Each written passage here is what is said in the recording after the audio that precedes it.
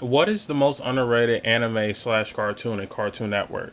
I'll definitely put Blade Blade, Bakugan, Pokemon, Yu-Gi-Oh in this conversation. The big four, you know.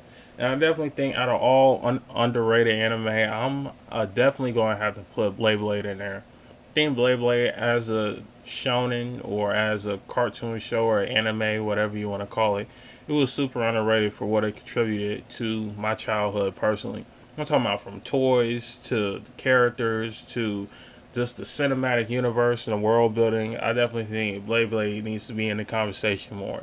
You know, I think Pokemon overall, the first two seasons of Pokemon were probably the best, and then after that you had Pokemon Diamond, and then you had Pokemon XYZ. You know, that's how I feel about Pokemon. But Blade Blade, I'm gonna say like the first 40 episodes of Blade Blade was just a masterpiece. You know, Pokemon took a little while for it to develop and be a solid show.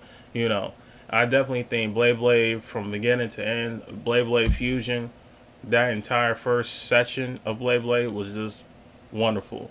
You know, and Yu-Gi-Oh, I would say like the last two seasons of Yu-Gi-Oh was like where you felt like it was a solid show. The first two seasons of Yu-Gi-Oh, it was kind of slow. It got dragged out a whole lot. So I'm gonna give the last two seasons of Yu-Gi-Oh. I'm gonna say that's perfection. As far as Bakugan, for me, the best character in Bakugan is definitely gonna be Dan. Second one is gonna be Shun, and third one is gonna be Runo. You know, I definitely think as a character she did her part, and those were the three main characters that grabbed my attention. That just had me like, wow, I could watch the show.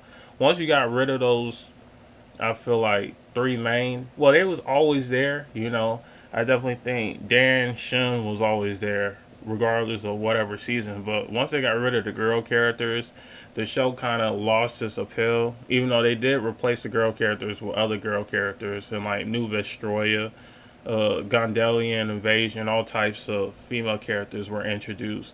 But I like the OG original characters that was in Battle Brawlers.